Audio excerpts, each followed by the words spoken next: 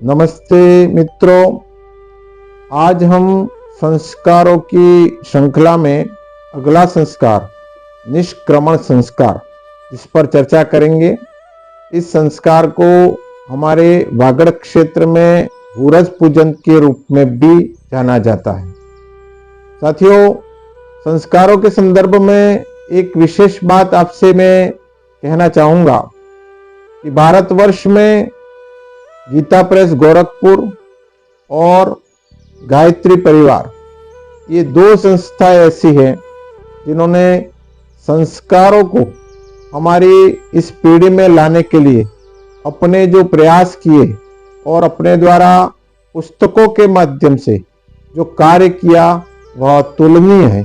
ये दोनों संस्थाएं निश्चित रूप से पूरा समाज, सनातन संस्कृति उनकी ऋणी है।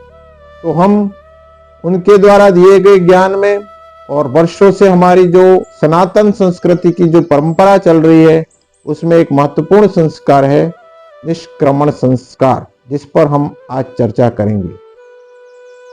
साथियों, भारतीय दर्शन में कहा गया है कि जातस्य ही ध्रुवो मृत्युर्ध्रुवं जन्म मृतस्य च, जिसका जन्म हुआ है उसकी मृत्यु निश्चित है और जिसकी मृत्यु हुई है उसका पुनर्जन्म होना तय है।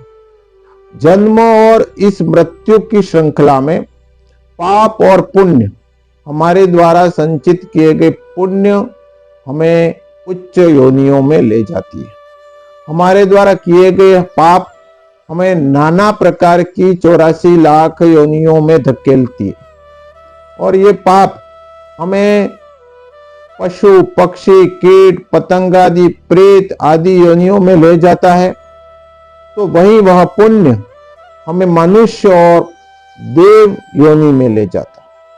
तो निश्चित रूप से पाप और पुण्यों का संचय ही यह जीवन है और मनुष्य जन्म ही एकमात्र ऐसा जन्म है जिसमें पाप करना है या पुण्य करना है उसकी समझ और विवेक होता है। बाकी किसी जन्म में वह समझ और विवेक नहीं होती। इसलिए साथियों, हमारे इस जन्म में, मनुष्य जन्म में, हमें जिस प्रकार से जीवन जीते हैं उसमें कर्म के साथ में अपने होने वाले कर्म में पाप हो रहे हैं या पुण्य हो रहे हैं उसका ध्यान रखना बहुत जरूरी है। और उस पाप और पुण्य के साथ में हमारा जो मार्गदर्शन करते हैं, जो हमें पापों से बचाते हैं और पुण्यों के संदर्भ में हमें प्रेरित करते हैं, हमारे अंदर का सूक्ष्म शरीर जिस पुण्यों को करने के लिए आह्लादित रहता है, करने को तैयार हो जाता है, वो होते हैं संस्कार। इसलिए जीवन में संस्कारों का बड़ा महत्व है। हमने गर्भाधान संस्कार को समझा, पुंसवन संस्कार को समझा, सीमंतोन्नयन संस्कार को समझा, साथ ही हमने जातकर्म संस्कार को समझा, नामकरण संस्कार को समझा। आज हम निष्क्रमण संस्कार को समझने का प्रयास करेंगे। साथियों, यह संस्कार वैसे तो जन्म के पश्चात नामकरण संस्कार के बाद 10वें या 12वें दिन में किया जा सकता है, परंतु अधिकतम ये 4 से 6 माह तक कभी भी करने का संस्कार है। इस संस्कार के माध्यम से 2 बातों को प्राप्त करने के लिए हमारी संस्कृति में इसका उपयोग किया जाता है। एक तो बालक की दीर्घायु की कामना और साथ में प्रथम बार बालक को घर से बाहर निकालकर उसको प्रकृति से जोड़ने और प्रकृति की पूजा करने का यह संस्कार बहुत महत्वपूर्ण है। साथियों, आजकल प्रकृति पूजा की बहुत बड़ी बड़ी बात बहुत सारे लोग करते हैं, परंतु हमारी संस्कृति में वर्षों से प्रकृति पूजन का बहुत बड़ा महत्व है।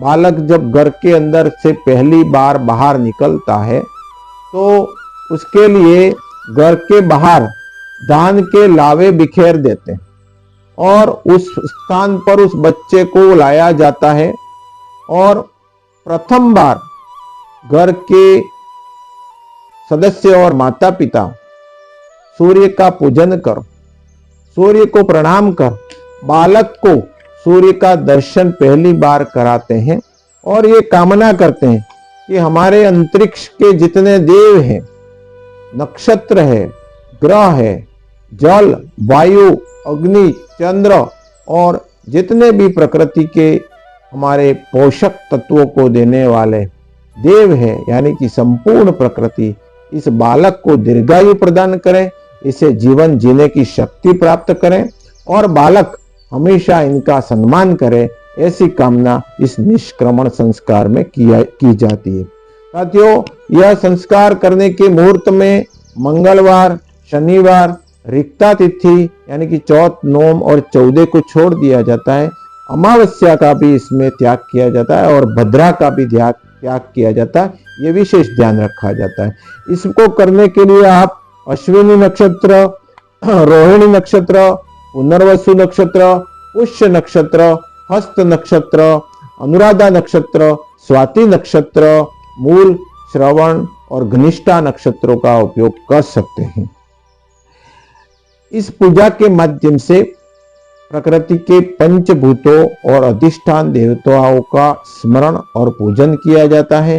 प्रथम बार बालक को अपने घर से बाहर निकालकर भगवान सूर्य को जल अर्पण करके सूर्य देवता को कुमकुम और चावल का तिलक करके माताएं और परिवार के सदस्य प्रार्थना करती है कि बालक हमारा स्वस्थ बने, दीर्घायु बने और आपका ऋणी रहते हुए भी जीवन भर आपको सदैव याद करते हुए अपनी शतायु को पूरा करें। ऐसी कामना करने को निष्क्रमण संस्कार कहते हैं।